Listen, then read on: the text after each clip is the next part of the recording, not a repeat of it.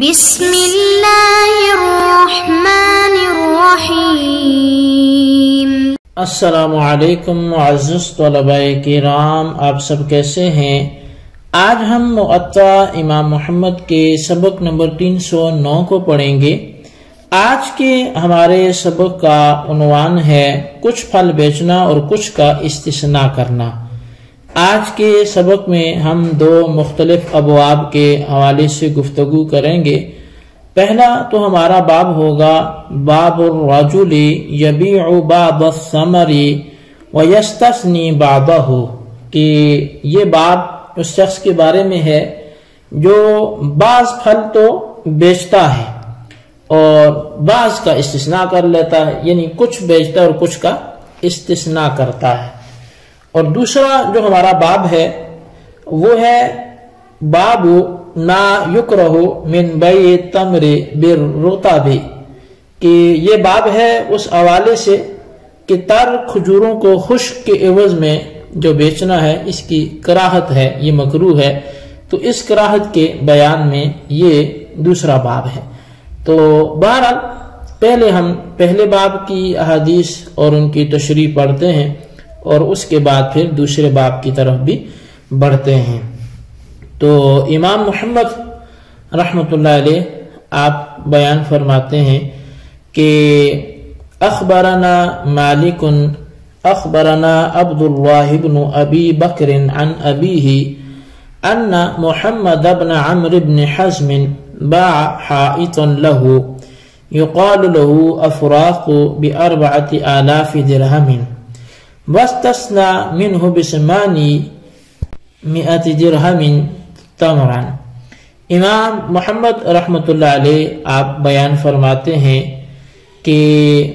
امام مالک رضی اللہ تعالیٰ عنہ نے ہمیں بیان کیا اور فرماتے ہیں کہ ہمیں عبداللہ بن ابو بکر اور وہ اپنے والد سے روایت کرتے ہیں کہ محمد بن عمر بن حزم نے اپنا افراق نامی باغ 4,000 درہم کا فروخت کیا اور اس میں سے 800 درہم کی کھجوریں مستثنی کر دی۔ اخبرنا مالک اخبرنا ابو الرجال عن امیہ عمرة بنت عبد الرحمن انها كانت تبيع ثمارها وتستثني منها۔ امام محمد رحمۃ اللہ علیہ آپ فرماتے ہیں کہ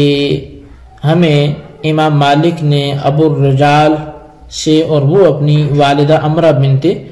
عبد الرحمن سے وہ روایت کرتے ہیں کہ وہ اپنے پھل بیچا کرتی تھی اور ان میں سے کچھ پھل کا استثناء بھی وہ کیا کرتی تھی۔ قال محمد وبهذا نأخذ لا بأس بأن يبيع الرجل ثمره ويستثني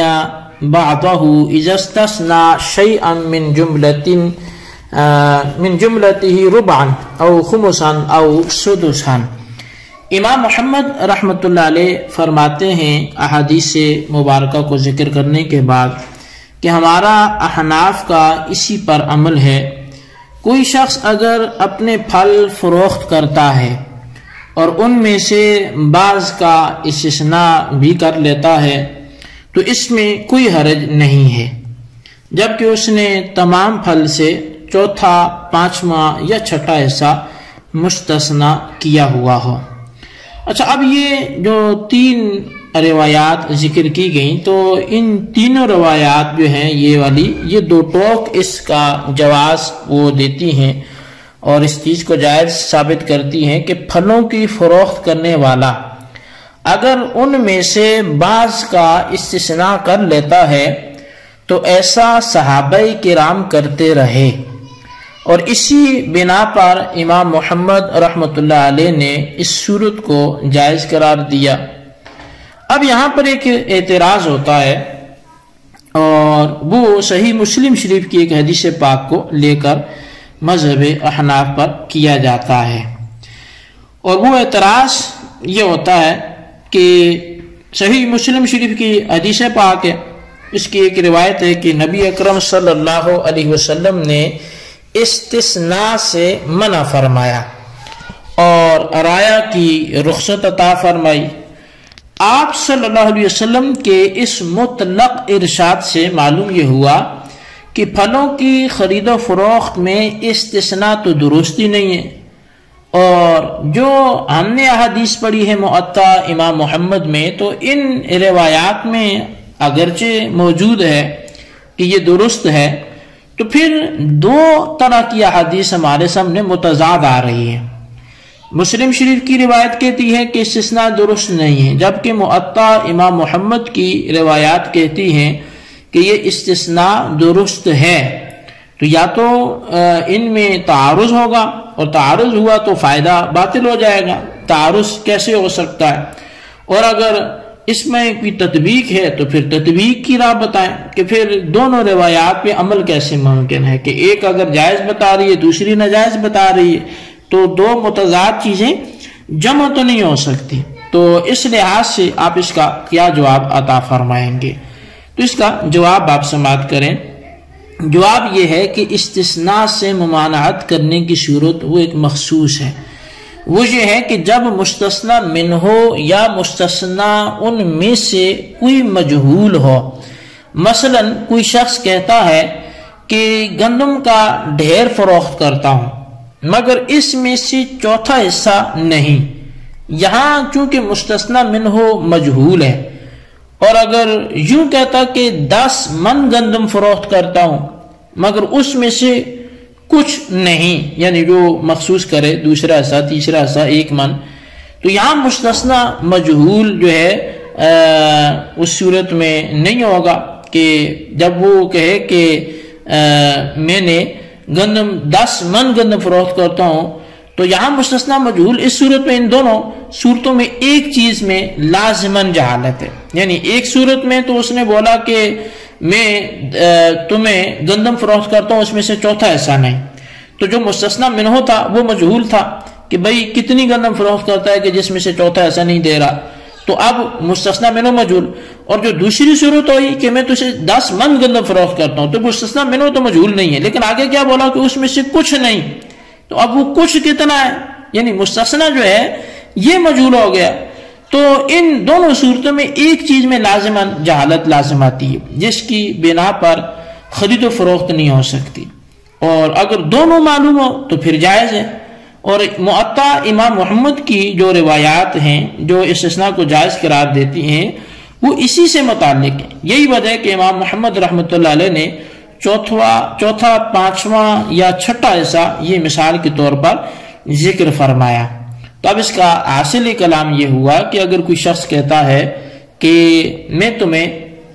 10 من گندم فروخت کرتا ہوں سوائے 3 منوں کے، تو اب دیکھیں مستثنی منہ بھی معروف ہے، معلوم ہے 10 من، اور مستثنی بھی معلوم ہے کہ 3 من، تو یہ استثناء جائز ہے۔ تو جس استثناء سے منع کیا گیا وہ کون سا ہے کہ جب مستثنی یا مستثنی منہ میں سے کوئی ایک یا دونوں مجہول ہوں، تو اس صورت میں وہ استثناء درست نہیں ہے۔ تو گویا دونوں ہی حدیثوں پہ عمل ہے، تو یہی ان دونوں میں تطبیق بھی تھی۔ تو بہرحال ہمارا یہ پہلا باب مکمل ہوا۔ دوسرا باب ہے باب ما یکرہ من بیع التمر بالرطب، کہ تر کھجوروں کو خشک کے عوض فروخت کرنے کی کراہت کے حوالے سے یہ باب ہے۔ اخبرنا مالک اخبرنا عبد الله بن يزيد مولى الاسود بن سفيان ان زيدا ابا عياش مولى لبني زهرة اخبره انه سأل سعد بن ابي وقاص عمن اشترى البيضاء بالسلط، فقال له سعد ايهما افضل؟ قال البيضاء، قال فنهاني عنه وقال انی سمعت رسول اللہ صلی اللہ علیہ وسلم سئل عمن اشترى التمر بالرطب فقال اینقص الرطب اذا یبس؟ قالوا نعم فنہا عنہ۔ امام محمد رحمۃ اللہ علیہ نے اس باب کی ایک ہی حدیث ہے اسے ذکر فرمایا کہ امام مالک نے ہمیں عبداللہ بن یزید مولا اسود بن سفیان سے خبر دی ہے کہ ابو عیاش جو بنی زہرہ کے آزاد کردہ غلام تھے، انہوں نے بتایا کہ اس نے جناب سعد بن ابی وقاص رضی اللہ تعالیٰ عنہ سے پوچھا کہ ایک شخص اگر سلط کے بدلے میں بیضا خریدتا ہے تو یہ کیسا ہے؟ تو حضرت سعد نے ان سے پوچھا کہ ان دونوں میں سے کون سی چیز افضل ہے؟ تو کہا بیضا یہ افضل ہے۔ کہا پھر انہوں نے مجھے اس سے منع کر دیا اور کہا کہ میں نے سنا کہ نبی علیہ الصلوۃ والسلام سے ایک شخص کے بارے میں پوچھا گیا جو تر کھجوروں کے عوض میں خشک کھجوریں خریدے، یہ کیسا ہے؟ تو آپ علیہ الصلوۃ والسلام نے پوچھا کہ کیا تر کھجوروں میں خشک ہو کر وزن میں کم نہیں ہو جاتی وہ تر کھجوریں؟ تو صحابہ کرام نے اس کے جی ہاں ہو جاتی ہیں، تو آپ نے اس کے لین دین سے منع فرما دیا۔ قال محمد وبهذا نأخذ لا خير في أن يشتري الرجل قفيز رطب بقفيز من تمر يدا بيد لأن الرطب ينقص إذا جف فيصير أقل من قفيز فذلك فسد البيع فيه۔ امام محمد رحمۃ اللہ علیہ فرماتے ہیں کہ ہمارا اسی پر عمل ہے کہ ایک شخص اگر تر کھجوروں کا ایک کریٹ خشک کھجوروں کے بدلے میں خریدتا ہے تو اس میں کوئی بھلائی نہیں ہے، جائز نہیں ہے، کیونکہ تر کھجوریں جب خشک ہوں گی تو وہ خشک کھجوروں کے کریٹ سے کم ہو جائیں گی، اس وجہ سے بے میں فساد آ گیا ہے۔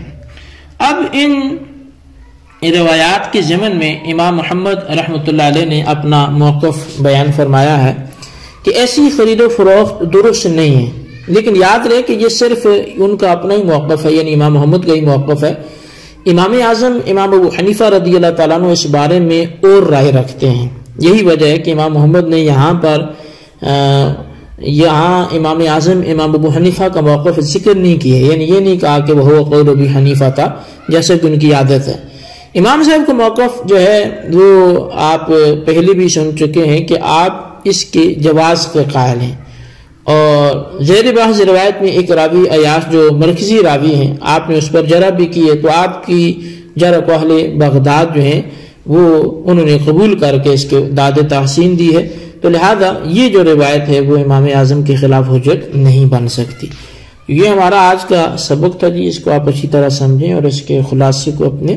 رجسٹر پر ضرور لکھیں۔ اللہ تبارک و تعالیٰ سے دعا کرتے ہیں جو ہم نے پڑھا سنا اسے یاد رکھنے کی توفیق نصیب فرمائے،